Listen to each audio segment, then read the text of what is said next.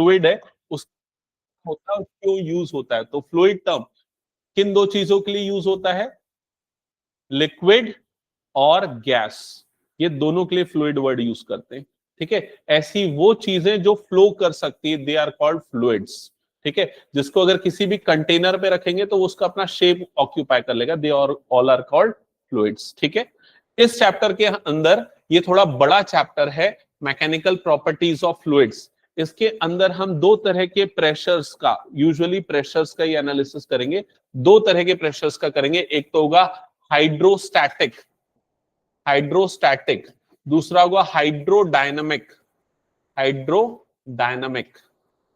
Hydrostatic pressure क्या होता है, मतलब अगर जब भी हाइड्रो मतलब वाटर, जब भी वाटर स्टिल कंडीशन पे, तो जब उसका प्रेशर का एनालिसिस करे या उसका एनालिसिस करे वो हाइड्रोस्टैटिक है।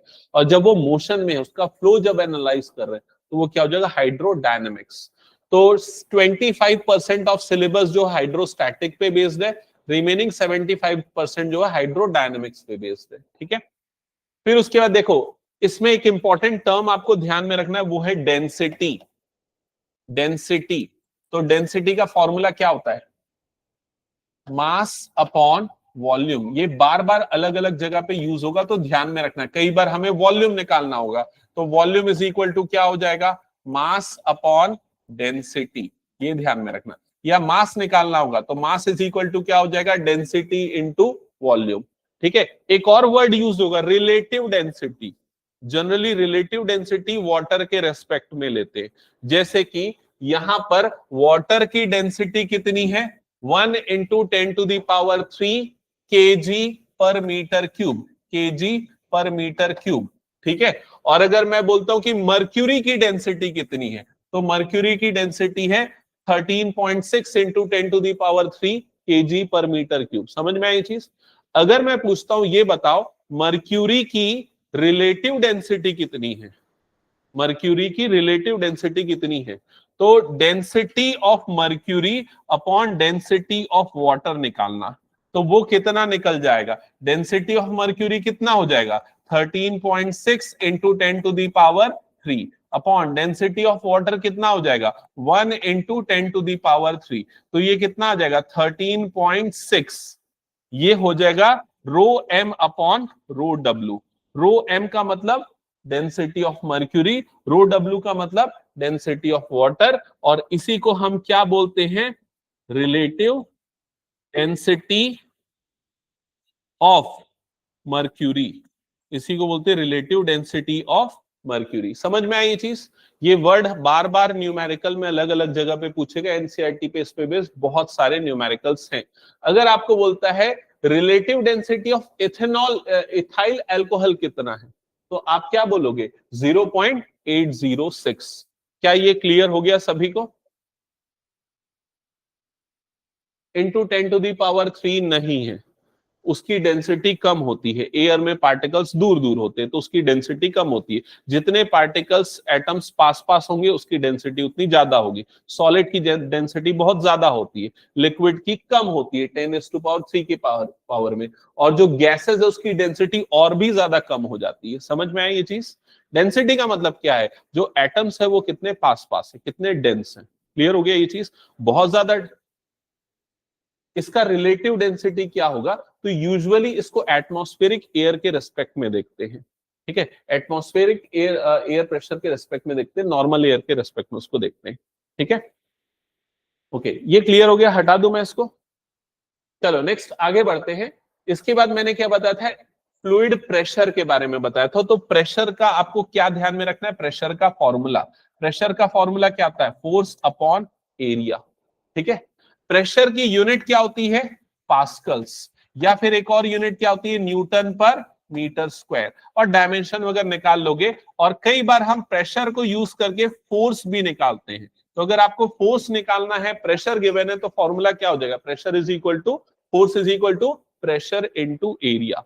क्या ये क्लियर हो गया। ये सारे फॉर्मूले जितने तरीकों से यूज होंगे मैं लिख के समझाते जा रहा हूं, ध्यान में रखना।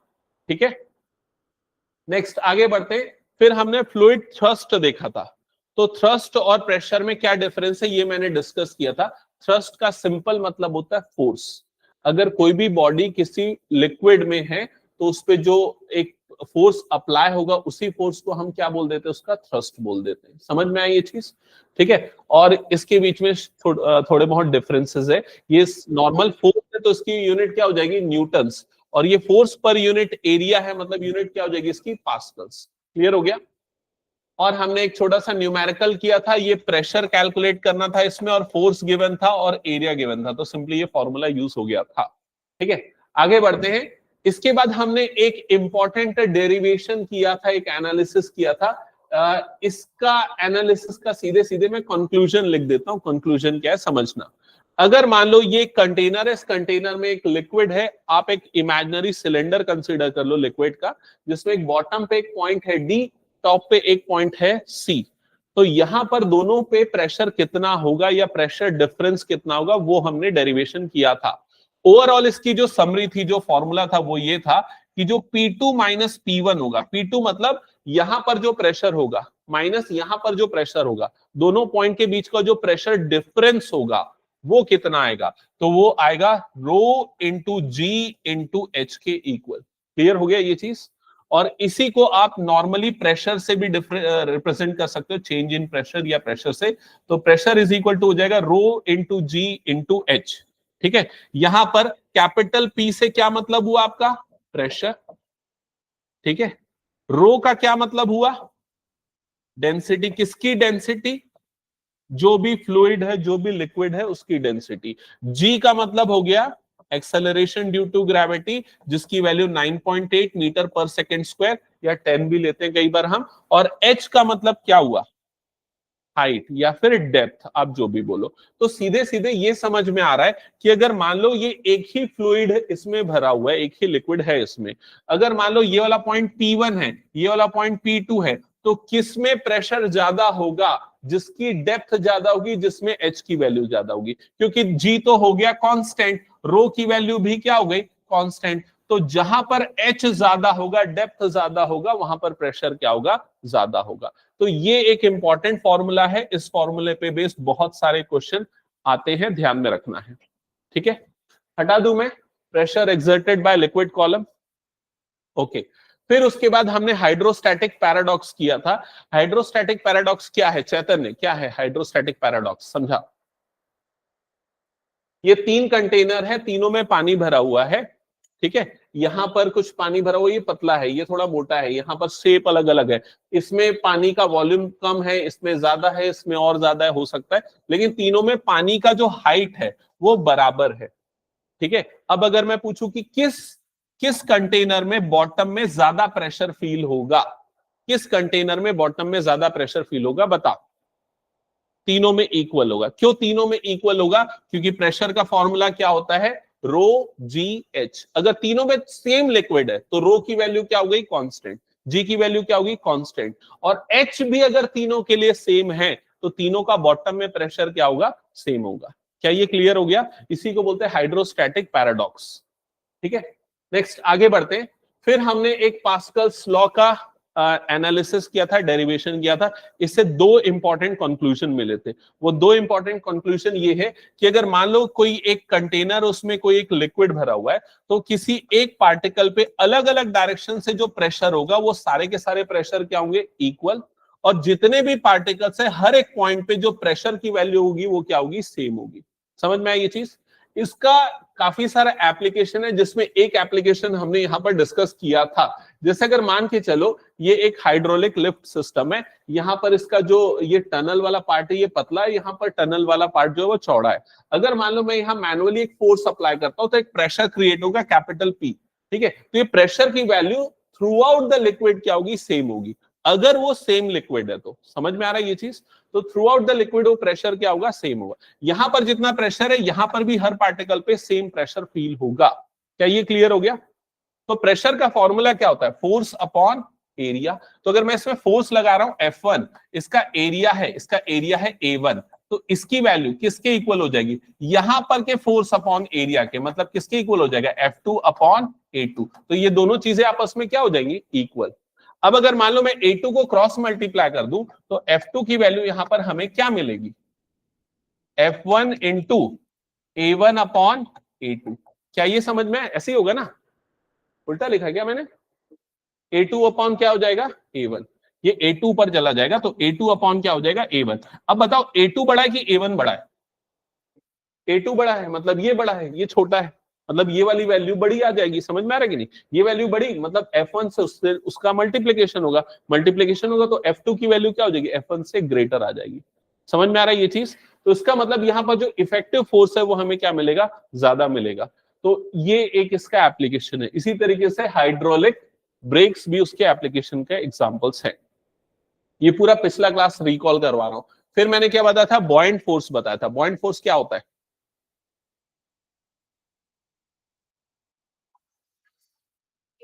करेक्ट। अगर कोई भी ऑब्जेक्ट किसी फ्लूइड में पार्शली या फुल्ली इमर्स्ड है तो उसमें अपवर्ड एक फोर्स फील होगा बिकॉज ऑफ द फ्लूइड या बिकॉज ऑफ द लिक्विड। वो जो अपवर्ड फोर्स वो फील करेगा, that force is called buoyant force. क्या ये क्लियर हो गया?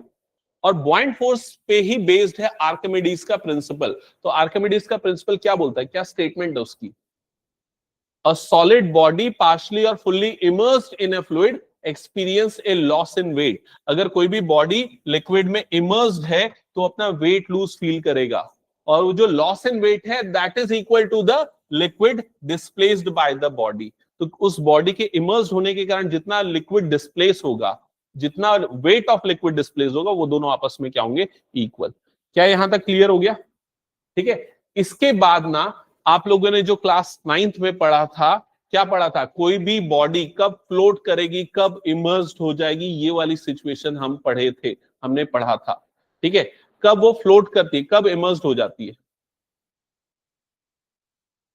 ओके, रिलेटिव डेंसिटी के टर्म्स में। और कुछ? एकदम नॉर्मल जनरल सेंस में अगर देखें, जब उसके उस पे लगने वाला जो बॉयंट फोर्स है उसके वेट के फोर्स से क्या होगा? ज्यादा। बॉयंट फोर्स मतलब अपवर्ड फोर्स अगर ज्यादा होगा डाउनवर्ड फोर्स से, डाउनवर्ड फोर्स मतलब वेट से, तो फ्लोट करेगा। समझ में आई ये चीज? ये हमने पढ़ा हुआ था। ठीक है। इसी चीज को अगर हम डेंसिटी के टर्म्स में कंपेयर करें, बाकी चीजों के टर्म्स में कंपेयर करें तो कैसे होगा देखते हैं यहाँ पर। तो यहाँ पर Fu का मतलब है बॉयंट फोर्स जो उस बॉडी में लग रहा है। ये बॉयंट फोर्स कैसे निकलेगा? Weight of liquid displaced. वो जो लिक्विड है उसका कितना वेट डिस्प्लेस हुआ, और वो वेट ऑफ लिक्विड डिस्प्लेस निकालने के लिए आप वॉल्यूम ऑफ बॉडी निकालोगे और उसको मल्टीप्लाई करोगे किससे? Density of liquid multiplied by g. Clear हो गया यह चीज? अब देखो इसमें ना दो चीजें ध्यान में रखना। मान लो ये कंटेनर है, यहां पर ये वाटर हो गया, ठीक है, यहां पर ये ऑब्जेक्ट हो गया, ठीक है। यहां पर ना ये जो सिग्मा है, सिग्मा, ये किसकी डेंसिटी है? इस लिक्विड की डेंसिटी है। समझ में आ रहा है? और ये जो आपको दिख रहा है, ये वाला जो पार्ट दिख रहा है, ये एक्चुअल में क्या आपका ऑब्जेक्ट है। ऑब्जेक्ट की भी कुछ ना कुछ डेंसिटी होगी, तो इस डेंसिटी को किससे डिनोट किया है? रो से। इसके मास को किससे डिनोट किया है? एम से। तो वॉल्यूम इज इक्वल टू क्या हो जाएगा? वॉल्यूम हो जाएगा मास अपॉन डेंसिटी। समझ में आया कि नहीं ये चीज? तो यहां पर ये जो वॉल्यूम ऑफ बॉडी है, वॉल्यूम ऑफ बॉडी, उसको क्या लिखा है? M upon rho. क्या ये क्लियर हो गया? डेंसिटी ऑफ लिक्विड ये क्या हो गया? सिग्मा। जी का मतलब क्या हो गया? Acceleration due to gravity. ये होगा बॉयंट फोर्स जो उस बॉडी पे लग रहा है अगर वो लिक्विड में फुल्ली या पार्शली इमर्स्ड है तो। क्या ये क्लियर हो गया? जो डाउनवर्ड से अपवर्ड डायरेक्शन में लग रहा है ये वाला फोर्स। ठीक है। अब बॉडी अगर उसमें इमर्स्ड है तो वो उसका भी कुछ वेट होगा, तो वो भी एक फोर्स लगा रही होगी डाउनवर्ड डायरेक्शन में। तो उसका जो वेट है उसको हम किससे डिनोट करेंगे? डब्ल्यू से। और ये बॉयंट फोर्स हो गया जो क्या हो गया? Fu हो गया। क्लियर हो गया? अब ये जो उसका वेट है वो कैसे निकलेगा? m इंटू जी, और ये हो गया आपका बॉयंट फोर्स हो गया। दोनों में से देखो क्या कॉमन निकल जाएगा? mg कॉमन निकल जाएगा, तो क्या बच जाएगा? 1 minus sigma upon rho. Sigma क्या है? Density of liquid. रो क्या है? Density of object. क्या ये क्लियर हो गया? और ये जो दोनों का डिफरेंस निकला है, ये डिफरेंस का मतलब क्या है? दोनों का वेट डिफरेंस है। समझ में आ रहा है ये चीज? अगर मान के चलो, अगर मान के चलो ये वाली वैल्यू ज्यादा है, ये वाली वैल्यू कम है, उसका वेट ज्यादा है और बॉयंट फोर्स कम है, मतलब ओवरऑल डब्ल्यू डैश की वैल्यू यहां पर आपको क्या मिलेगी? पॉजिटिव मिलेगी। समझ में आ रहा है कि नहीं? डब्ल्यू डैश पॉजिटिव मिलेगा मतलब वो सिंक कर जाएगा क्योंकि उसका वेट वाला ज्यादा है। समझ में आ रहा है ये चीज? तो अब ये देखो, ये पॉजिटिव कब आएगा? मास तो हमेशा पॉजिटिव होता है, जी की वैल्यू भी क्या होती है? हमेशा पॉजिटिव होती है। और ये वाला पार्ट कब पॉजिटिव आएगा? जब ये वाली वैल्यू क्या होगी? 1 से छोटी होगी। मतलब कि सिग्मा अपॉन रो जो है वो 1 से क्या होगा, छोटा होगा। अगर ऐसा होगा तो ये पूरा वैल्यू पॉजिटिव आएगा, तो डब्ल्यू डैश पॉजिटिव आएगा, मतलब कि वो बॉडी सिंक कर जाएगी। समझ में आएगी नहीं ये चीज? तो इसका मतलब अगर मैं इसको इधर क्रॉस मल्टीप्लाई कर दूं तो सिग्मा लेस देन क्या होगा, रो। अब फिर से पूछता हूं, सिग्मा का मतलब डेंसिटी ऑफ लिक्विड, रो का मतलब डेंसिटी ऑफ ऑब्जेक्ट। अगर ऑब्जेक्ट की डेंसिटी लिक्विड की डेंसिटी से ज्यादा है तो वो सिंक कर जाएगा ऑब्जेक्ट। क्या ये समझ में आ गया सभी को? ठीक है। और अगर वही दूसरा केस देखें, वही दूसरा केस देखे, ये नेगेटिव कब आएगा? ये अगर नेगेटिव आ रहा है, डब्ल्यू डैश नेगेटिव आ रहा है, मतलब ये वाला फोर्स कम है और ये वाला फोर्स क्या है, ज्यादा है। समझ में आई ये चीज? तो इसका मतलब ये वाली वैल्यू क्या होगी, 1 से ज्यादा होगी। मतलब सिग्मा अपॉन रो क्या होगा, ग्रेटर देन 1 होगा। मतलब इसको क्रॉस मल्टीप्लाई करोगे तो सिग्मा ग्रेटर देन क्या हो जाएगा, रो हो जाएगा। समझ में आई ये चीज? इसका मतलब सिग्मा मतलब लिक्विड की डेंसिटी, अगर वो किससे ज्यादा होगी, सॉलिड की डेंसिटी से, तो वो फ्लोट करेगा उसमें। क्या ये क्लियर हो गया? इसके बाद इसने एक क्वेश्चन पूछा था, क्या पूछा था, अगर मान लो ये दोनों की डेंसिटी इक्वल हो जाए तो क्या होगा? तो दोनों की डेंसिटी इक्वल हो जाएगी तो दोनों में नेट फोर्स क्या लगेगा, 0। तब उसका प्रॉपर आंसर मैं शायद उस समय नहीं दिया था, अब मैं देता हूं, समझना क्या होगा। ठीक है। अगर मान लो तुम लोगों ने भी बचपन में किया होगा, हो सकता है अगर एक बॉल है जिसमें हवा भरी हुई है, अगर उसको आप अंदर लेके जाते हो तो वापस ऊपर आ जाता है। लेकिन अगर वो बॉल एक सॉलिड बॉल है, अंदर लेके जाओगे तो ऊपर नहीं आएगा। अगर मान लो वो बॉल ऐसी है कि उसकी डेंसिटी और लिक्विड की डेंसिटी दोनों सेम है, तो बीच में जहां पर लाके आप उसको छोड़ोगे वो वहीं पर रुक जाएगा। समझ में आ रहा है कि नहीं? मतलब अगर मान लो ये कंटेनर है, ये कंटेनर है, यहां पर इस तरीके से कोई भी लिक्विड भरा हुआ है, आपने बॉल को इस जगह पे, इस पोजीशन पे लाके छोड़ दिया और दोनों की डेंसिटी सेम हो गई। तो दोनों की डेंसिटी सेम हो गई तो नेट फोर्स उस पर क्या हो गया, 0। तो ना ही पॉजिटिव ना ही नेगेटिव, ना ही ऊपर जाएगा ना ही नीचे जाएगा, तो वो कहां पर रुक जाएगा, जहां पर आपने छोड़ा है उसी जगह पे रुक जाएगा। समझ में आएगी नहीं ये चीज? अगर आपने टॉप पे छोड़ा है तो टॉप पे रुक जाएगा, बॉटम पे छोड़ा है तो बॉटम पे रुक जाएगा, जहां पर भी, जिस भी जगह पे, बीच में तो इंटरमीडिएट पोजीशन। क्या ये क्लियर हो गया? ठीक है। तो ये था आर्किमिडीज प्रिंसिपल, जो हमने लास्ट क्लास में आखिरी टॉपिक डिस्कस किया था। थ्योरेटिकल देखा जाए तो हाइड्रोस्टैटिक के अंदर इतनी सारी चीजें थी, इसके बाद हाइड्रोडायनेमिक्स पे आ जाएंगे जब फ्लो चालू हो जाएगा हमारा। ठीक है। हमने कुछ 2-3 न्यूमेरिकल किए थे एनसीईआरटी पे बेस्ड। आज हम कंटिन्यू करेंगे आगे एनसीईआरटी के और फर्दर क्वेश्चंस पे जो इन टॉपिक पे बेस्ड है। चलो स्टार्ट करते हैं। कुछ थ्योरेटिकल होंगे, कुछ न्यूमेरिकल होंगे, लेकिन आपको दोनों तरह की चीजें एक बार देखते जानी है। चलो, सो फर्स्ट 3 क्वेश्चंस एक एक करके इसके ऊपर डिस्कशन करते हैं। हाँ, सबसे पहले सिद्धि, फर्स्ट स्टेटमेंट पढ़ो।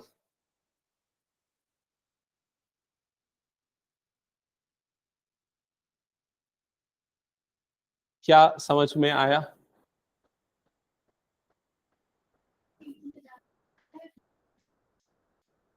जब मैं इस क्वेश्चन को पढ़ा ना तो मेरे दिमाग में एक फिलोसॉफिकल थॉट आया, जो मैं जनरली सोचता हूं, जो अपने दिमाग का ज्यादा यूज करते हैं वो जल्दी मर जाते हैं।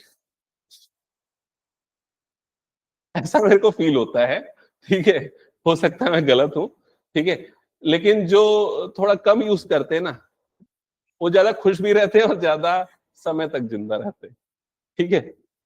चलो, अब देखो, इसको अगर फिजिक्स से कंपेयर करूंगा, मे बी मैं गलत हो सकता हूं, फिलोसॉफिकल थॉट को उससे कंपेयर करना। यहां पर ये बोल रहा है जो ब्लड प्रेशर है वो ब्रेन पे ज्यादा होता है, फीट पे कम होता है, यही बोल रहा है। तो क्या रीजन है इसका, बताओ। ब्रेन यहां पर होता है, blood pressure in the human, blood pressure in human is greater in feet that that in the brain. तो ब्रेन, हाँ, क्या बोल रहा है? हाँ, करेक्ट, करेक्ट। मैं उल्टा रीड किया ना इसको। हाँ, तो हार्ट यहां पर है, तो यहां से अगर ये वाला हाइट देखोगे तो ये वाला हाइट क्या हो जाएगा, यहां पर कम, लेकिन ये वाला हाइट यहां पर क्या हो जाएगा, ज्यादा। तो ये वाला हाइट ज्यादा होगा तो यहां पर प्रेशर क्या आ जाएगा, ज्यादा। जो हमने फर्स्ट वाला फॉर्मूला पढ़ा था ना, क्या पढ़ा था, P इज इक्वल टू क्या था, rho into G into H. तो जहां पर एच की वैल्यू क्या होगी, ग्रेटर होगी, वहां पर प्रेशर क्या आ जाएगा, ज्यादा आ जाएगा। वही चीज इसमें बताया है। तो देख लो इसका जस्टिफिकेशन क्या लिखा हुआ है, the height of the blood column in the human body is greater at feet that at brain. Hence, the body pressure is greater at the feet than at the brain. वो जो हमने column वाला example किया था, याद है कि नहीं? जो लिक्विड कॉलम वाला एक एग्जांपल किया था, ये लिक्विड कॉलम था। तो लिक्विड कॉलम में क्या था? जहां पर लिक्विड कॉलम की हाइट ज्यादा होगी वहां पर प्रेशर क्या होगा? ज्यादा होगा। जहां लिक्विड कॉलम की हाइट कम होगी वहां पर प्रेशर क्या होगा? कम होगा। तो यहां पर जैसे लिक्विड कॉलम की हाइट जो है या ब्लड कॉलम की हाइट जो है यहां पर क्या होगी? ज्यादा होगी। तो यहां पर प्रेशर क्या आएगा? ज्यादा। और यहां पर ब्लड कॉलम की हाइट कम होगी तो यहां पर प्रेशर क्या आ जाएगा? कम आ जाएगा। क्या ये क्लियर हो गया? इसको उल्टा कर दे तो मतलब, हाँ तो उल्टा हो जाएगा। तो ब्लड पे प्रेशर ज्यादा पड़ेगा, ब्रेन पे प्रेशर ज्यादा पड़ेगा। हाँ, ग्रेविटेशनल फोर्स भी तो अप्लाई हो जाएगा ना उसके कारण से। अब वो सबका बहुत सारे मल्टीपल पैरामीटर्स उस पर स्टडी करने पड़ेंगे। ठीक है, सेकेंड पार्ट क्या लिखा हो पढ़ो एक बार क्वेश्चन में।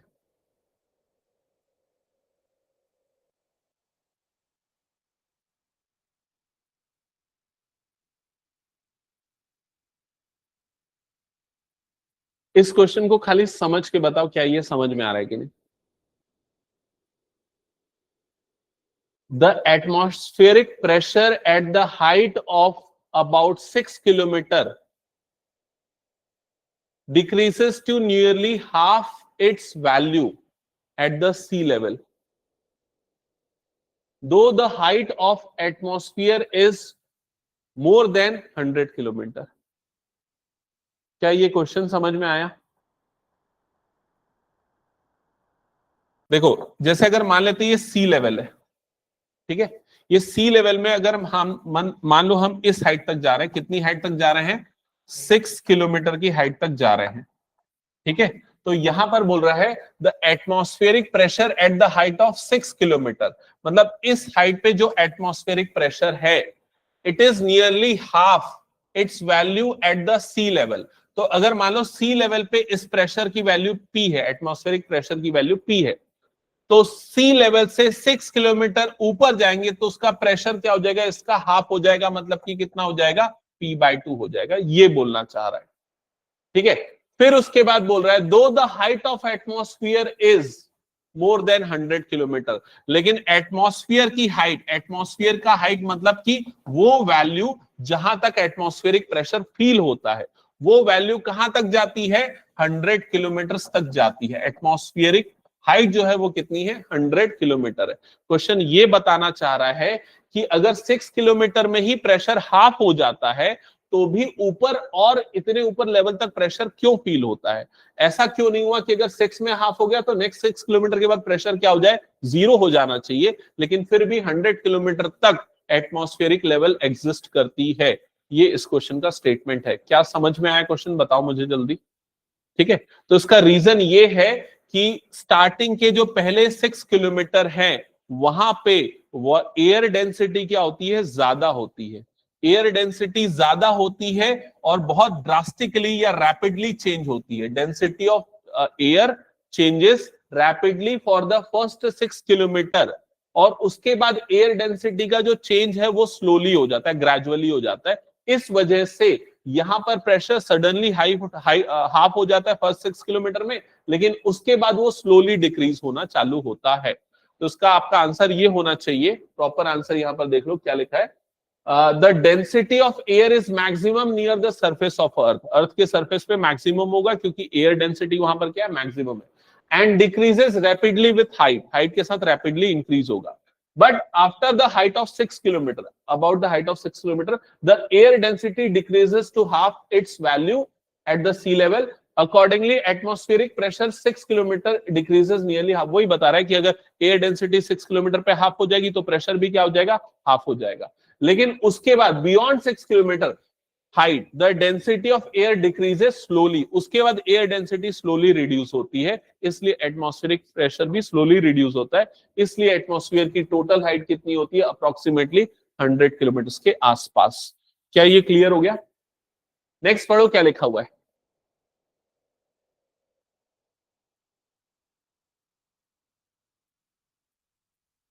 नहीं नहीं नहीं, ऐसा नहीं बोल रहे, वो प्रेशर तो कम होगा, एटमॉस्फेरिक प्रेशर तो कम होगा, लेकिन ये बोलने का मतलब है जैसे अगर मान के चलो सबसे ज्यादा प्रेशर कहां पर होगा, सबसे ज्यादा प्रेशर कहां पर होगा, सी लेवल पे, इस लेवल पे सबसे ज्यादा प्रेशर होगा, सरफेस लेवल पे, ठीक है। लेकिन अगर मान लो यहां पर 100 एटमॉस्फेरिक प्रेशर है, मान लेते हैं, ठीक है, 100 यूनिट है, तो अगर हम 6 किलोमीटर ऊपर जाएंगे तो प्रेशर कम होते होते इसका हाफ हो जाएगा, मतलब कितना हो जाएगा, 50 यूनिट्स रह जाएगा, समझ में आया।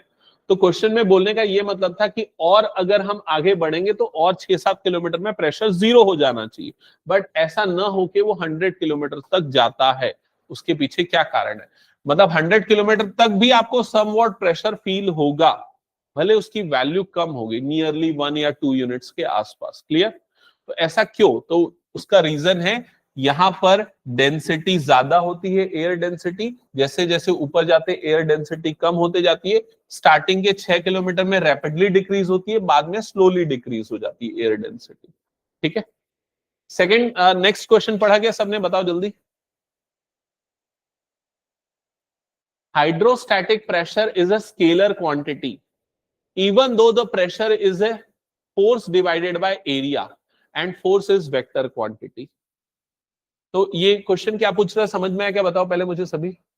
प्रेशर जो है वो कौन सी क्वांटिटी होती है, स्केलर, ठीक है, और प्रेशर का फॉर्मूला क्या होता है, फोर्स अपॉन एरिया, फोर्स कौन सी क्वांटिटी है, वेक्टर, तो प्रेशर भी क्या होना चाहिए, वेक्टर, लेकिन ऐसा नहीं है, क्यों,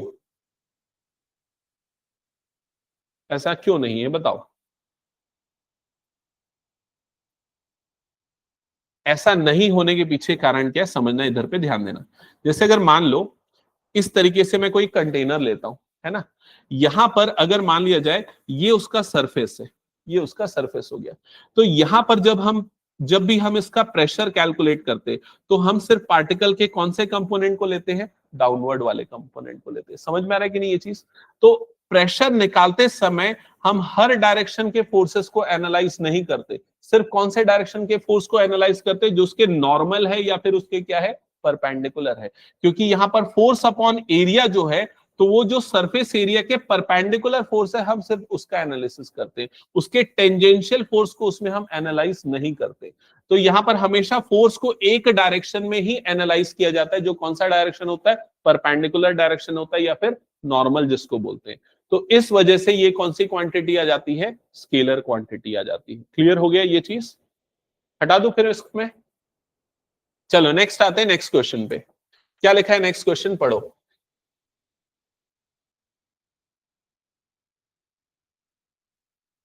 आप लोग सिर्फ क्वेश्चन को पढ़ के एक बार समझ के बताओ कि क्या चीजें समझ में आ रही है और क्या नहीं आ रही।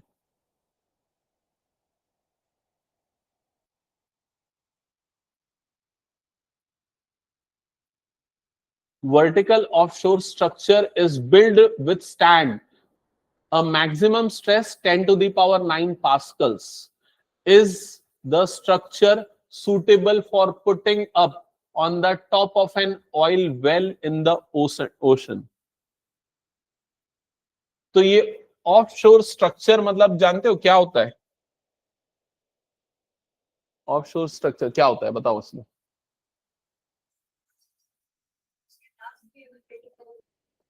करेक्ट, ऑफशोर स्ट्रक्चर उसके पॉइंट ऑफ व्यू से सही बोला, या फिर आप ये बोल सकते हैं कि सी के ऊपर अगर कोई स्ट्रक्चर बन रहा है उसको भी बोल सकते हैं, या फिर यहाँ पर जो ऑयल निकालने के लिए जो स्ट्रक्चर होता है, आपने कई बार देखा होगा अगर इमेजेस वीडियोस वगैरह में, तो सी के ऊपर कुछ इस टाइप का स्ट्रक्चर बना होता है, स्ट्रक्चर जो बीम वगैरह का बना होता है, इस टाइप का कुछ कुछ अलग अलग शेप का स्ट्रक्चर होता है, जिससे ऑयल को एक्सट्रैक्ट करते हैं ऑयल वेल से, उस स्ट्रक्चर को ये क्या बोल रहा है, ऑफशोर स्ट्रक्चर बोल रहा है, समझ में आ रहा है ये चीज।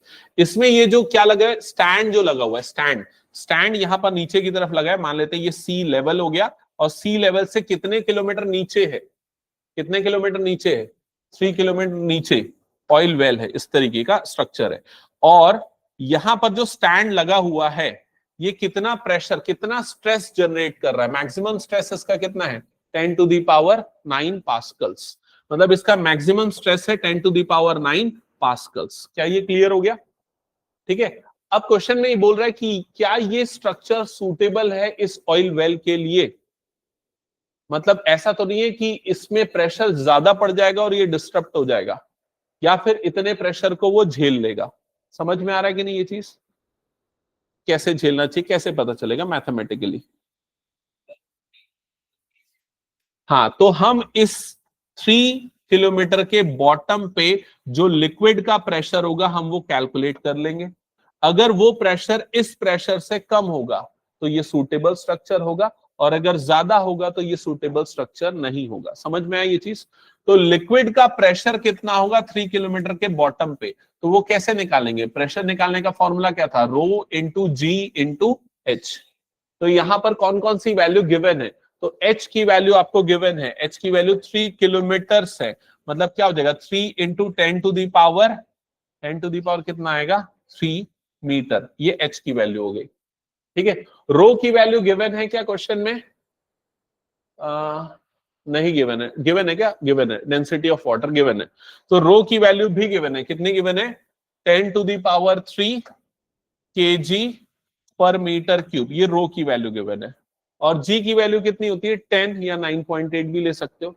तो इस वैल्यू को अगर मैं पुट करता हूं यहां पर, तो रो की जगह पे आ गया 10.3 इंटू जी की जगह पे आ गया 10, और एच की जगह पे कितना आ गया 3 × 10⁻3। तो प्रेशर कितना आ गया 3 × 10⁻7। और यहां पर जो बीम का स्ट्रक्चर जो है उसका स्ट्रेस कितना है 10⁹। तो क्लियरली इसका मैक्सिमम स्ट्रेस ग्रेटर है, किससे ग्रेटर है? Pressure at the bottom of the sea level. That's why ये स्ट्रक्चर वहां पर क्या होगा? सूटेबल होगा। क्या ये समझ में आ गया सभी को? हटा दूं फिर इसको मैं? चलो नेक्स्ट क्वेश्चन पे आगे बढ़ते हैं। नेक्स्ट क्वेश्चन पढ़ो एक बार, क्या लिखा हुआ है?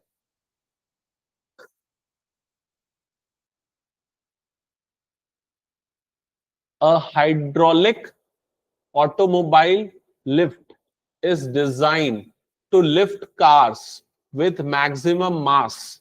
तो आपको जो जो चीजें समझ में आ रही नोट करते चलो। तो ये मास गिवन है, m की वैल्यू गिवन है, कितनी है? 3000 kg। The area of cross section of piston carrying load, तो ये एरिया आपको गिवन है, कितना गिवन है? 425 सेंटीमीटर स्क्वायर। अभी थोड़ी देर पहले याद होगा मैंने एक डायग्राम दिखाया था ना, हाइड्रोलिक लिफ्ट वाला एक डायग्राम था, ये उसी टाइप का स्ट्रक्चर है, इमेजिन कर लो। ठीक है, और ये उसका क्रॉस सेक्शनल एरिया है, लेकिन किस में है? सेंटीमीटर स्क्वायर में। हमको यूनिट किस में चाहिए? मीटर स्क्वायर में चाहिए होती है। तो उसको मीटर स्क्वायर में बदलने के लिए किससे मल्टीप्लाई करना पड़ेगा? 10⁻, किससे मल्टीप्लाई करेंगे? 10⁻⁻4। ये पिछली क्लास में हमने discuss, last to last class में डिस्कस किया था क्या? पिछली क्लास में किया था, हाँ। 10⁻⁻4, क्या ये क्लियर हो गया? ठीक है, what is the pressure, what maximum pressure would the smaller piston to have bear? G is equal to this. तो सीधे सीधे G की वैल्यू भी दे दिया इसने, 9.8 दे दिया है। और आपको मैक्सिमम प्रेशर P की वैल्यू निकालनी है, तो कोई दिक्कत नहीं, इसमें आराम से निकाल लोगे मेरे ख्याल से। कितना आएगा निकालो।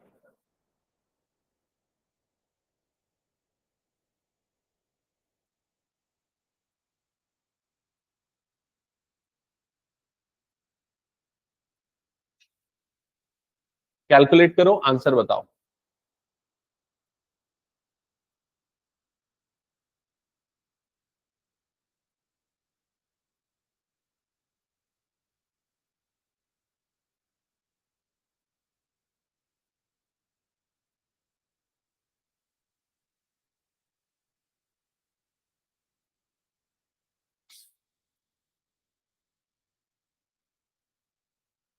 आया किसी का आंसर? दृष्टि कौन सा फॉर्मूला यूज कर रहे हैं? करेक्ट। हाँ, आगे आंसर। हाँ, तो फोर्स अपॉन एरिया, फोर्स कैसे निकलेगा? m इंटू जी। एरिया ऑलरेडी आपको गिवन है, वैल्यू पुट कर दो। तो 3000 इंटू जी की जगह पे कितना आ जाएगा? 9.8 या 10 भी ले लो, जैसा ले रहे हो ले लो, देख लो। डिवाइडेड बाय एरिया कितना हो जाएगा? 425 इंटू 10⁻⁻4। क्या ये वैल्यू पुट कर दिया था? कितना है आंसर? 6.9 into 10⁻5 Pascal's. एक बार चेक कर लो, कैलकुलेशन वगैरह देख लेना।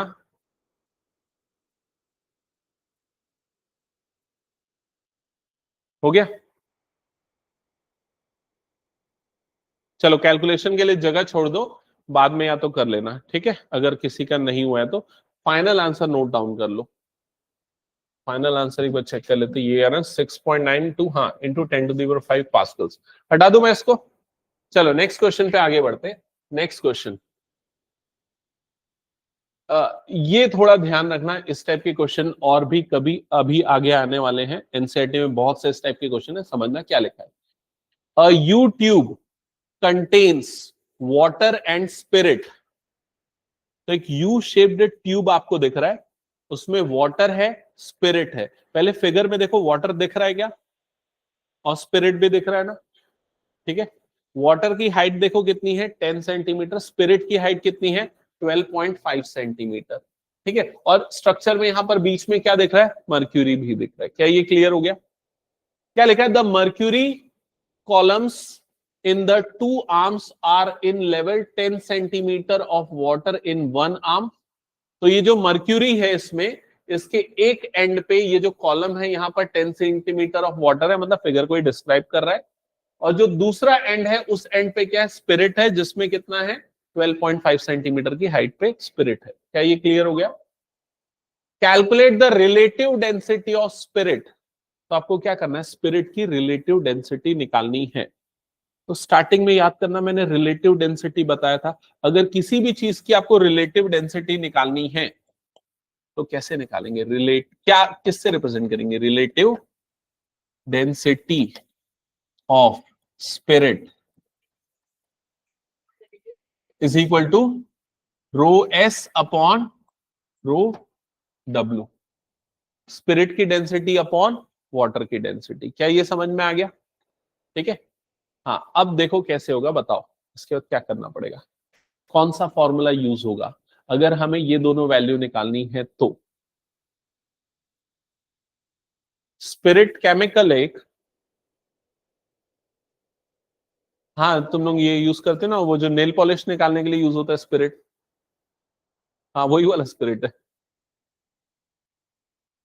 हाँ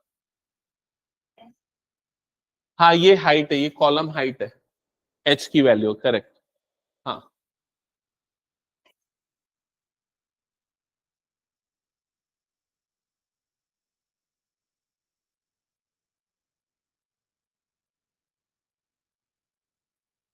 बताओ कौन सा फॉर्मूला यूज होगा? हम्म, क्या? डेंसिटी का फॉर्मूला, एक्चुअली हमें डेंसिटी का रेशियो चाहिए यहां पर।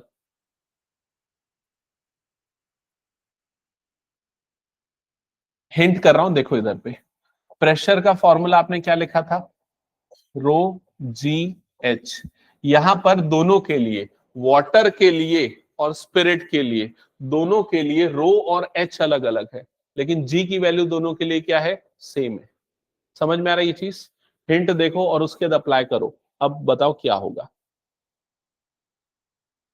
हाँ, प्रेशर क्या होगा दोनों पे, अगर पॉइंट ए पे देखा जाए या इस पूरे पे प्रेशर, हमने वो देखा था लिक्विड कॉलम में सेम प्रेशर होता है।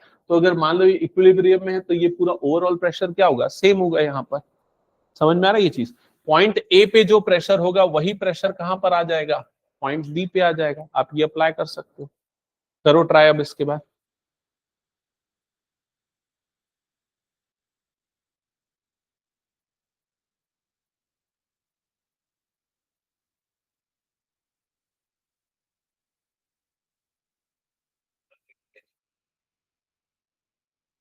मर्क्यूरी का डेंसिटी 13.6 इंटू 10⁻³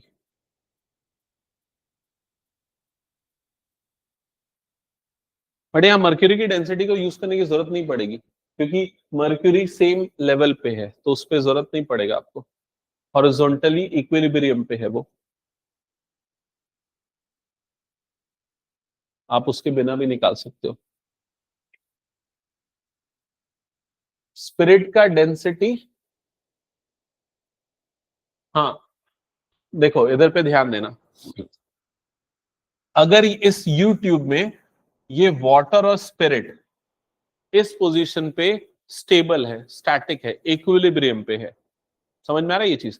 मतलब थ्रू आउट यहां पर प्रेशर क्या होगा, सेम होगा। इन दोनों का प्रेशर, इसका जो प्रेशर होगा और इसका जो प्रेशर होगा क्या होगा, सेम होगा। समझ में आ रहा है कि नहीं ये चीज? क्योंकि जिस लेवल तक पॉइंट ए है उसी लेवल तक क्या है, पॉइंट बी है। ए और बी किस में है, इक्विलिब्रियम पे है। समझ में आ रहा है ये चीज? मतलब वाटर जितना प्रेशर दे रहा है मर्क्यूरी पे, मर्क्यूरी भी उतना प्रेशर दे रहा है किस पे, वाटर पे। इमेजिन करो इस स्ट्रक्चर को, अगर मान लो वाटर का प्रेशर ज्यादा होता तो ये मर्क्यूरी इधर पे शिफ्ट हो जाता। समझ में आ रहा है कि नहीं? अगर मान के चलो स्पिरिट का प्रेशर ज्यादा होता तो ये इधर पे शिफ्ट हो जाता। विजुअलाइज कर पा रहे हो कि नहीं? एक तरफ से अगर प्रेशर डालोगे तो उधर पे शिफ्ट हो जाएगा। लेकिन यहां पर ये दोनों के हॉरिजॉन्टल लेवल सेम है, मतलब कि वाटर जितना प्रेशर दे रहा है इस पे उतना ही प्रेशर स्पिरिट इस पे दे रहा है। क्या ये समझ पा रहे हैं मैं जो बताना चाह रहा हूं? दृष्टि नहीं है समझ में? अभी एक मिनट इस पे आते हैं। ये प्रेशर समझ में आना, दोनों का प्रेशर सेम होगा, वाटर का प्रेशर और मर्क्यूरी का प्रेशर। तो वाटर के प्रेशर को हम किससे डिनोट करेंगे, पी डब्ल्यू, और ये क्या हो जाएगा, रो डब्ल्यू, और इधर पे क्या आ जाएगा, एच डब्ल्यू। वाटर का प्रेशर हो गया, जी की वैल्यू दोनों के लिए सेम होगी। वैसे ही स्पिरिट के प्रेशर को हम किससे डिनोट करेंगे, पी एस से। तो वो क्या हो जाएगा, rho S into G into क्या हो जाएगा, ये एच एस। क्या ये क्लियर हो गया? दोनों का प्रेशर सेम है, इसीलिए ये हॉरिजॉन्टली इक्विलिब्रियम पे है। तो दोनों वैल्यू को आपस में क्या कर दो, इक्वेट कर दो। तो rho W G into H W is equal to क्या हो जाएगा, rho S into G into H S. क्या ये क्लियर हो गया? जी की वैल्यू दोनों के लिए सेम है तो ये वाले टर्म्स कट गए। आपको निकालना क्या है, रो एस अपॉन रो डब्ल्यू, ये निकालना है रिलेटिव डेंसिटी ऑफ स्पिरिट। तो वो निकालने के लिए इसको इधर क्रॉस मल्टीप्लाई कर दो, एच एस को इधर डाल दो। तो H W upon H S, इसकी वैल्यू क्या हो जाएगी, रो एस अपॉन रो डब्ल्यू के इक्वल। क्या ये क्लियर हो गया?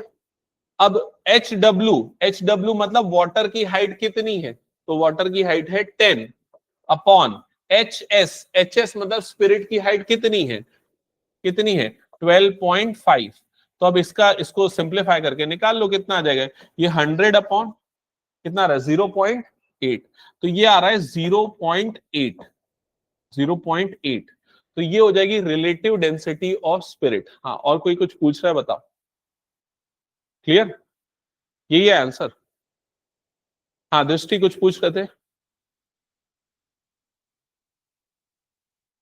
दोनों की हाइट अलग है लेकिन इसकी डेंसिटी देखो ज्यादा है वाटर की, तो वो ज्यादा प्रेशर लगाएगा। मतलब समझो, प्रेशर कौन कौन सी चीजों के ऊपर डिपेंड करता है, एक तो रो के ऊपर डिपेंड करता है, दूसरा जी के ऊपर डिपेंड करता है, तीसरा एच के ऊपर डिपेंड करता है। जी तो सभी के लिए कांस्टेंट होगा चाहे कुछ भी हो। समझ में आई ये चीज? कौन सी दो चीजें चेंज होगी, रो चेंज होगा और एच चेंज होगा। समझ में आया? अगर मैं कोई ज्यादा डेंस मटेरियल ले लूं, मान लो सॉलिड ले लेता हूं, ठीक है, तो सॉलिड की डेंसिटी ज्यादा होगी तो उसका प्रेशर भी क्या होगा, ज्यादा होगा। समझ में आ रहा है ये चीज? तो इस वजह से ये जो मर्क्यूरी है वो इधर शिफ्ट हो जाएगा ट्यूब में। समझ में आ रहा है ये चीज? उसी तरीके से अगर मैं लेस डेंस मटेरियल लूं तो इसका प्रेशर ज्यादा होगा, मतलब जिस तरफ से ज्यादा प्रेशर होगा वो उस तरफ शिफ्ट हो जाएगा। तो वाटर की हाइट भले ही कम है लेकिन वाटर की डेंसिटी ज्यादा होती है। किससे ज्यादा होती है, स्पिरिट से।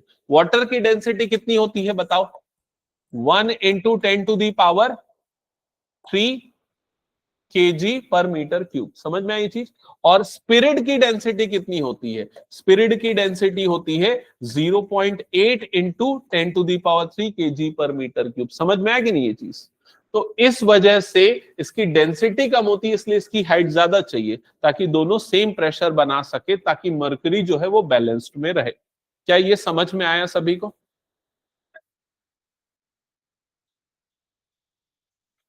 देखो, रिलेटिव डेंसिटी वर्ड जो यूज होता है लिक्विड के केस में, वो हमेशा वाटर के रेस्पेक्ट में डेंसिटी को ऑब्जर्व करने के लिए यूज करते हैं हम। ठीक है? और रिलेटिव डेंसिटी ऑफ किसी भी क्वांटिटी की अगर आपको निकालना है तो वाटर के रेस्पेक्ट में। उसके पीछे कारण है वाटर एक स्टैंडर्ड क्वांटिटी जो हम यूज करते हैं, और दूसरा कारण है वाटर की डेंसिटी कितनी होती है, 1 × 10⁻³ so that relative word use करना ज्यादा आसान होगा उसके लिए। ठीक है? तो जब भी किसी भी लिक्विड की रिलेटिव डेंसिटी बोलेगा तो विद रिस्पेक्ट टू क्या लेंगे हम, हमेशा उसको वाटर। और अगर स्पेसिफाई करता है relative density of spirit with respect to mercury, तब आपको rho S upon rho M mercury की डेंसिटी से डिवाइड करना पड़ेगा। समझ में आया जो तुम्हारा डाउट था? रिलेटिव नहीं लिखे रहता तो क्या करते? तो रिलेटिव नहीं लिखे रहता तो ये वाली वैल्यू कितनी आई? 0.8। ये रो डब्ल्यू को मल्टीप्लाई कर देते तो rho S is equal to कितना आ जाता? 0.8 इंटू रो डब्ल्यू आ जाता। रो डब्ल्यू का मतलब वाटर की डेंसिटी। वाटर की डेंसिटी कितनी होती है? 1 इंटू 10 टू द पावर 3।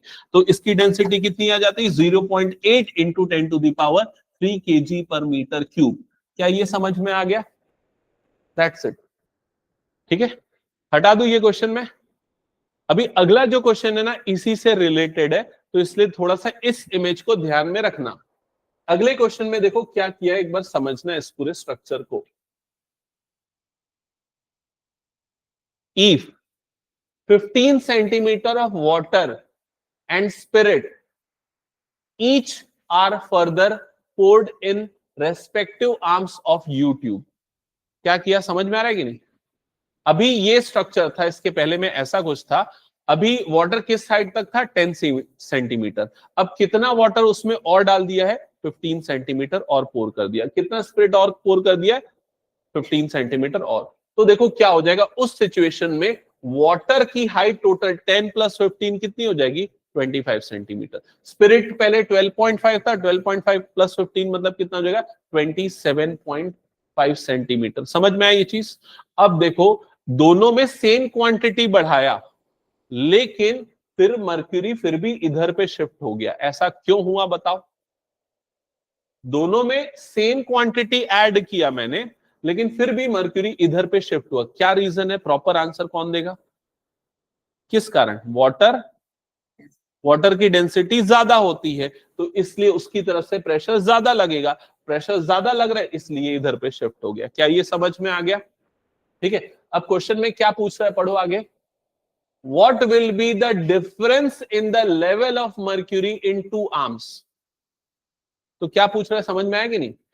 ये वाले आर्म में जो मर्क्यूरी का जो लेंथ है या हाइट है, और ये वाले आर्म में जो मर्क्यूरी की हाइट है, दोनों के बीच में डिफरेंस कितना है ये आपको पता करना है। क्या ये क्लियर हो गया? समझ में आया? मतलब आपको एच की वैल्यू निकालना, ये निकालना, एच निकालना है। डन। अब देखो YouTube में ना, इस YouTube में ये वाले पॉइंट पे जितना प्रेशर है, ये वाले पॉइंट पे भी क्या होगा? सेम प्रेशर होगा। समझ में आ रहा है ये चीज? ये वाले पॉइंट पे प्रेशर कितना होगा और कौन अप्लाई कर रहा है? इस तरफ क्या है? वाटर। तो वाटर यहां पर प्रेशर लगा रहा है, तो वाटर का प्रेशर कितना होगा? PW की वैल्यू कितनी होगी बताओ? कैसे निकलेगा? वाटर के से जो प्रेशर लग रहा है यहां पर कैसे निकलेगा? Rho into G into H. तो रो की जगह पे क्या जगह यहां पर? रो डब्ल्यू। जी की जगह पे जी, और एच की जगह पे कितना आ जाएगा? एच की जगह पे ये एच एच डब्ल्यू लिख देता हूं फिलहाल में। वैल्यू अब पुट करो और बताओ पी डब्ल्यू कितना आएगा? यहां पर आ जाएगा 1 इंटू 10 टू दी पावर 3। जी की वैल्यू को हम 10 अज्यूम कर लेते हैं। एच डब्ल्यू कितना आ जाएगा? ये 25। 25 into 10 to the power 25 into 10 to the power नहीं, 10 टू दी पावर क्या आएगा? बोलो जल्दी। अरे 25 इंटू 10 टू दी पावर क्या लेंगे? माइनस -2 लेंगे भाई। अभी वो हाइट है, एरिया थोड़ी ना। सेंटीमीटर स्क्वायर को मीटर स्क्वायर में बदलने के लिए 10 टू दी पावर -4। सेंटीमीटर को मीटर में बदलने के लिए 10 to the power -2। Centimetre cube को मीटर क्यूब में बदलने के लिए किससे करोगे मल्टीप्लाई? 10 टू दी पावर -6 से। क्या ये क्लियर हो गया? एक बार जल्दी बताओ मुझे। ठीक है, तो कितना आएगा? ये वाला प्रेशर कितना आ रहा है? पीडब्ल्यू की वैल्यू कितनी आ रही है? 25 इंटू 10 टू दी पावर 2। ठीक है, पास्कल्स। क्या ये क्लियर हो गया सबको? अब इतना ही प्रेशर यहां पर होगा, इतना ही प्रेशर यहां पर होगा, तो ये प्रेशर कितना होगा? तो इस प्रेशर को मैं डिनोट कर देता हूं, मान लो P से। तो ये प्रेशर दो अलग अलग लिक्विड के कारण है ना, लेकिन एक तो ये वाले लिक्विड के कारण है, ये क्या है? स्पिरिट है। तो स्पिरिट के कारण इतना प्रेशर, और ये वाला प्रेशर किसके कारण है? मर्क्यूरी के कारण है ये वाला प्रेशर। समझ में आ रहा है कि ये चीज? हाँ, हाँ डेंसिटी अलग है, लेकिन ये दोनों हॉरिजॉन्टली सेम पॉइंट पे है ना, तो इस वजह से उस जगह पे सेम प्रेशर होगा ना, इक्विलिब्रियम पे है तो। ठीक है, भले ही इसमें डेंसिटी अलग अलग है लेकिन इक्वल पोजीशन पे है ना। वो देखियोगे नहीं, तराजू वाला जो पुराने जमाने वाला आता था, वो जब इक्वल पे आता था तो दोनों की हाइट क्या हो जाती थी, सेम हो जाती थी। तो बस ये भी वो इक्विलिब्रियम पे है, मतलब इसका टोटल प्रेशर और इसका टोटल प्रेशर, दोनों प्रेशर क्या है यहाँ पर, सेम है। तो ये वाला टोटल प्रेशर कितना होगा, ये वाला टोटल प्रेशर कैसे निकालेंगे, तो हम मर्क्यूरी से जो ये क्या है, स्पिरिट, स्पिरिट का जो प्रेशर है वो निकालेंगे, मर्क्यूरी का जो प्रेशर है वो निकालेंगे, और दोनों को क्या कर देंगे, ऐड कर देंगे। ठीक है, तो वो राइट साइड वाले कॉलम का प्रेशर हो जाएगा। तो स्पिरिट का प्रेशर प्लस मर्क्यूरी का प्रेशर, तो स्पिरिट का प्रेशर क्या लगेगा, फॉर्मूला यही वाला रो जी एच वाला, तो rho G H, rho S G into H S, plus mercury का प्रेशर तो rho M into G into इधर पे क्या जाएगा, एच एस की जगह पे क्या आ जाएगा, एच आ जाएगा। एच मतलब ये वाली हाइट आ जाएगी जो आपको निकालनी। क्या ये क्लियर हुआ, एक बार बताओ जल्दी। ठीक है, अब बताओ ये प्रेशर कितना आएगा, तो पी रो एस की वैल्यू हमने देखो पिछले पार्ट में निकाली थी, कितनी निकाली थी, 0.8 इंटू 10⁻³ रिलेटिव के लिए बोल रहे हो तो डिवाइडेड बाय रो डब्ल्यू करना पड़ेगा, रिलेटिव वाला था। और रो एस अगर निकालोगे तो ये वाला हो जाएगा, समझ गए ना। ये जी की जगह पे कितना आ जाएगा 10, एच एस की जगह पे कितना आ जाएगा, एच एस स्पिरिट की हाइट कितनी है 27.5 इंटू 27.5 प्लस प्लस इधर पे क्या हो जाएगा रो एम, मर्क्यूरी की रिलेटिव डेंसिटी आपको दी हुई है, मर्क्यूरी की रिलेटिव डेंसिटी। अगर सिर्फ डेंसिटी बोलेगा तो किससे मल्टीप्लाई कर देना, 10⁻³ से। समझ गए ना 10⁻³ क्यों आएगा, तो ये आ जाएगा प्लस, ये हो जाएगा 13.6 इंटू 10⁻³। जी की वैल्यू कितनी होगी 10, एच की वैल्यू कितनी होगी, तो ये एच तो यही तो हमें निकालना है, एच वो नहीं पता, तो एच की जगह पे क्या आ जाएगा, एच आ जाएगा। क्या ये समझ में आ गया, चेक कर लो। अब ये जो प्रेशर होगा, ये वाला प्रेशर इस प्रेशर के क्या हो जाएगा, इक्वल। वाटर जो प्रेशर अप्लाई कर रहा है और जो राइट साइड वाला प्रेशर है, ठीक है, दोनों को इक्वल करो, दोनों को इक्वल करो तो यहां पर देखो क्या हो जाएगा, ये इन सबको मल्टीप्लाई करोगे तो कितना मिलेगा, ये करके देखो, ये इससे मल्टीप्लाई हुआ तो कितना आ जाएगा 8, 8 इंटू 10⁻³ है तो एक 10 कर दो 275, 275 इंटू 10² इतना हो जाएगा, प्लस ये कितना आ जाएगा 10⁻⁴, 136 into 10⁻³ into H, that is equals to this pressure, that is 25 into 10⁻² pascals. समझ में आ रहा है क्या किया मैंने। अब हाँ बोलो।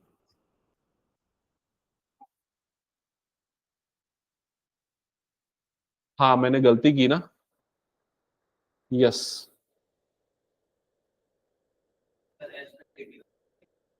नहीं गलती कर रहा होगा तो, ये एक्चुअली इसको सेंटीमीटर में ले लिया मुझे, इसको किस में लेना है मुझे, मीटर, मीटर में लेना है।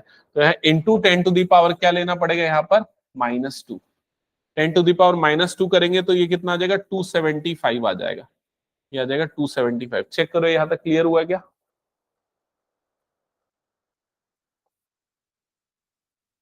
ठीक है, तो यहां पर क्या हो जाएगा, ये वाली टर्म इधर पे शिफ्ट हो जाएगी, तो 136 into 10⁻³ into H, that is equals to, इसको मल्टीप्लाई कर दो तो कितना आ जाएगा 2500 माइनस इनका मल्टीप्लीकेशन कितना आ जाएगा, 8 5 जा 40 का 0, ये आ गया 4, 8 7 जा 56 और 4 ये हो जाएगा 60 का 0, ये आ जाएगा 6, 2 2 2 यही आ रहा है क्या, हाँ।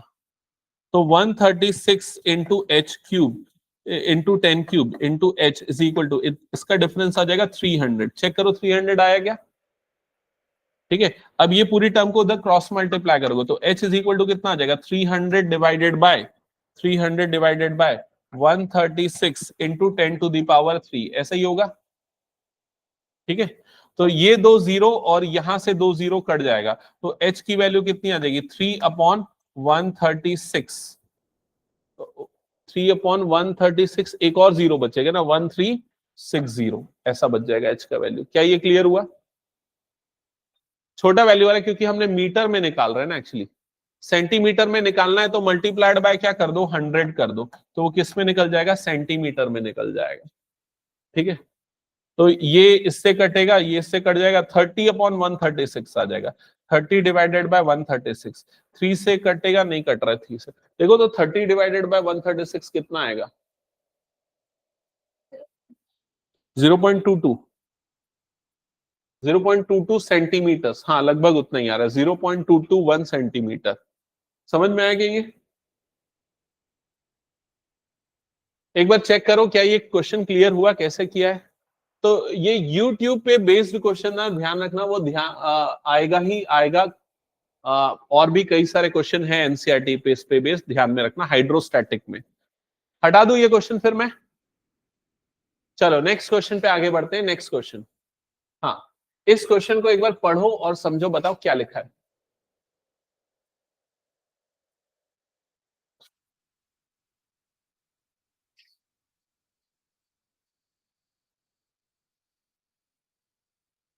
A tank with square base of area 1 metre square. तो ये टैंक का स्ट्रक्चर भी देखते चलो, टैंक है, स्क्वायर बेस है, एरिया दिया हुआ है, is divided by a vertical partition in middle. उसको बीच से एक वर्टिकल पार्टीशन में डिवाइड किया, वो दिख रहा है ना वर्टिकल पार्टीशन, एक तरफ वाटर दूसरी तरफ एसिड, वो लिखा हुआ है। The bottom of the partition has a small hinged door of area 20 centimetre square. ये छोटा सा दिख रहा है, ये डोर है, ये छोटा सा डोर है, हिंज्ड डोर है, ठीक है। और उसका एरिया आपको दिया है, कितना दिया हुआ है, 20 centimetre square. The tank is filled with water in one compartment and N acid, और एसिड की रिलेटिव डेंसिटी दे दी गई है। ठीक है, तो आपको पता है वाटर की डेंसिटी कितनी होती है, 1 × 10⁻³ kg पर मीटर क्यूब। ठीक है, और किसकी रिलेटिव डेंसिटी दी है, क्या है दूसरी तरफ, एसिड। एसिड की रिलेटिव डेंसिटी मतलब density of acid upon density of water कितना दिया है, ये 1.7। समझ में आ गया? आगे क्या लिखा हुआ है पढ़ो। Both to a height of 4 metre. तो ये दोनों जो फिल किया वो किस हाइट तक फिल किया, ये बताया किस हाइट तक है, 4 metre. Calculate the force necessary to keep the door closed. ये डोर को क्लोज करके रखना है, उसके लिए कितना फोर्स लगाना पड़ेगा ये बताना है। ठीक है, अब मैं ज्यादा कुछ नहीं पूछता, एक छोटी सी चीज पूछता हूं, बस ये बताओ कि किसकी डेंसिटी ज्यादा है, वाटर की कि एसिड की? एसिड की डेंसिटी ज्यादा है, तो जिसकी डेंसिटी ज्यादा होगी उसका प्रेशर भी क्या होगा, ज्यादा होगा। मतलब अगर दोनों पे पानी है, दोनों पे अलग अलग लिक्विड है, इसकी डेंसिटी ज्यादा है, तो डोर पे प्रेशर कौन ज्यादा डालेगा, एसिड ज्यादा डालेगा, और वाटर की तरफ से प्रेशर क्या लगेगा, कम लगेगा। मतलब डोर जो है वो ओपन हो जाएगा, किस तरफ ओपन हो जाएगा, इस तरफ ओपन हो जाएगा। समझ में आ रहा है कि नहीं ये चीज? तो इस डोर को क्लोज रखने के लिए हमें यहां से एक फोर्स लगाना पड़ेगा। समझ में आ रहा है ये चीज? और वो फोर्स कितना होगा ये निकालना है। क्या ये क्लियर हो गया? तो ये फोर्स हम कैसे निकालेंगे, पहले हम एसिड कितना प्रेशर डाल रहा है यहां पर वो निकालेंगे, एसिड कितना प्रेशर डाल रहा है वो निकालेंगे, फिर वाटर यहां पर कितना प्रेशर डाल रहा है वो निकालेंगे, और फिर दोनों का डिफरेंस लेंगे। समझ में आई ये चीज? मतलब जैसे मान लो एसिड इसमें 5 पास्कल्स का प्रेशर डाल रहा है, वाटर इसमें 3 पास्कल्स का प्रेशर डाल रहा है, तो डिफरेंस कितना हो जाएगा, 2 पास्कल्स का। क्लियर हो गया ये चीज? और फिर हमें फोर्स निकालना है, तो फोर्स निकालने के लिए क्या करेंगे, प्रेशर इनटू एरिया। प्रेशर का फॉर्मूला होता है ना, फोर्स अपॉन एरिया। तो अगर फोर्स निकालना है तो प्रेशर इनटू क्या कर देंगे, एरिया। तो ये प्रेशर डिफरेंस को किससे मल्टीप्लाई करेंगे, डोर के एरिया से, जो क्वेश्चन में गिवन है। गिवन है क्या डोर का एरिया, ये देखो गिवन है, कितना गिवन है, 20 सेंटीमीटर स्क्वायर। तो इसको मल्टीप्लाइड कर देंगे एरिया से, और एरिया की वैल्यू, डोर का एरिया की वैल्यू यहां पर गिवन है, वो है 20 सेंटीमीटर स्क्वायर। लेकिन इसको मीटर में रख के करना, मीटर में कन्वर्ट करने के लिए 10⁻⁻⁴ करेंगे, फिर मीटर स्क्वायर में आएगा। क्या ये समझ में आया क्वेश्चन में क्या क्या करना है? तो अब डायरेक्टली निकाल लें, क्या डायरेक्टली निकाल लें, P A minus P W, P A minus P W.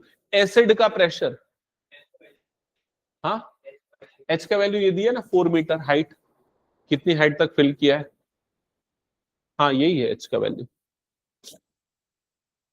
तो P A minus P W, तो पी ए प्रेशर का formula rho into G into H, ये हो जाएगा, माइनस पी डब्ल्यू के लिए क्या हो जाएगा, रो W into G into H W. क्या ये क्लियर हो गया? ठीक है, अब देखो दोनों के लिए ये वाली वैल्यूज तो सेम है ना, जी और एच दोनों के लिए सेम है, तो जी और एच को निकाल लिया कॉमन, तो यहां पर क्या आ जाएगा, रो ए माइनस रो डब्ल्यू। क्या ये क्लियर हो गया सभी को?